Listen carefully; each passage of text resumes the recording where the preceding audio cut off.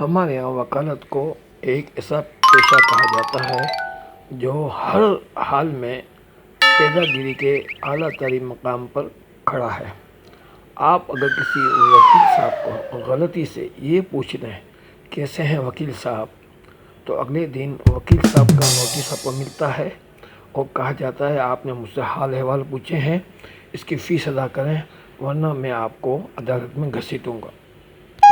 لوگ وکیل سے بہت ڈرتے ہیں، کہتے ہیں سر ہم تو عام آدمی ہیں، ہمارا خیال رکھیں۔ وکیل صاحب کہتے ہیں کوئی بات نہیں، عام آدمی کے لیے قانون الگ ہے اور خاص آدمی کے لیے قانون الگ ہے، بلکہ خاص آدمی کے لیے تو قانون ہے ہی نہیں، صرف عام آدمی کے لیے ہی قانون ہے۔ عام طور پر وکلا حضرات سے لوگوں کو بڑی شکایت ہوتی ہے۔ اب وہ شکایت لے کر کہاں جائیں؟ عدالت میں جائیں تو کیس لڑنے کے لیے انہیں پھر وکلا کی ضرورت پڑے گی، تو یہ وکیل نہیں تو کوئی اور وکیل، کوئی اور وکیل نہیں تو کوئی اور وکیل۔ یوں وکیل حضرات کا، وکلا حضرات کا روزگار بڑا بہترین چل رہا ہوتا ہے، اور وکیل جو ہیں وہ بڑی تگڑی فیس لیتے ہیں۔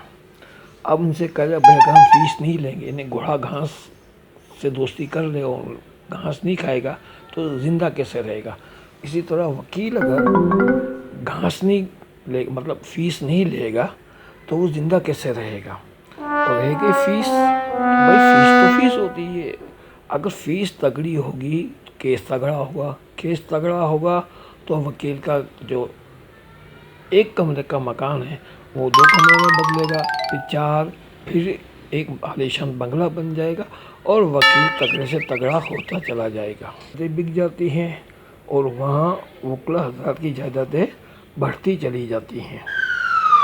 لوگ مقدمہ کرنے کے لیے اتنے جوش میں اندھے ہو جاتے ہیں کہ وہ اپنے ہی لوگوں کو، یعنی بیوی شوہر پر، شوہر بیوی پر، باپ بیٹے پر، بیٹا باپ پر، بھائی بھائی پر، اس طرح وہ کیس کرتے ہیں، وہ اتنا جوشیلے ہوتے ہیں کہ وہ سوچتے نہیں کہ آخر کار اس کیس کا انجام کیا ہوگا۔ نقصان ان کا اپنا ہوتا ہے، اور وکیل کی جو ہے نا وہ جیب گرم سے گرم ہوتی چلی جاتی ہے، اور ان لوگوں کی جیب جو ہے وہ خالی ہوتی چلی جاتی ہے۔ پتہ جب چلتا ہے